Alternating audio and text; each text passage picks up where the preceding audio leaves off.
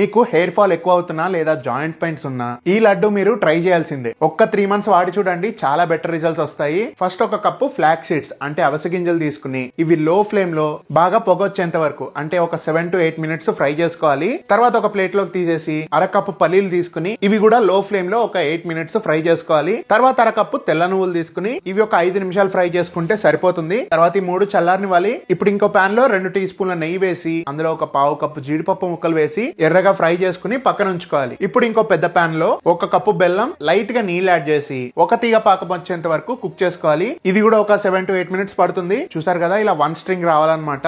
ఇప్పుడు మనం ఫ్రై చేసుకున్న 3 సీడ్స్ పౌడర్ చేసేసి ఇందులో వేసుకుని ఫ్రై చేసుకున్న జీడిపప్పులు, నెయ్యి, కొంచెం యాలకుల పొడి ఇవన్నీ వేసి బాగా మిక్స్ చేసుకుని లో ఫ్లేమ్ లో ఇంకొక 5 నిమిషాలు కుక్ చేసుకోండి. ఇలా సైడ్స్ స్టిక్ అవ్వకుండా వస్తుంది. ఎగ్జాక్ట్ గా ఈ టైంలో తీసేసి చల్లారనివ్వండి. గోరువెచ్చగా ఉన్నప్పుడే కొంచెం కొంచెంగా తీసి లడ్డూలు చేసేసుకోవచ్చు. ఇవి 3 వారాల వరకు నిల్వ ఉంటాయి. దీని బెనిఫిట్సే కాదు, టేస్ట్ కూడా చాలా బాగుంటుంది. మీరు కూడా ట్రై చేయండి. అండ్ వీడియో నచ్చితే తప్పకుండా లైక్ చేసి షేర్ చేయండి.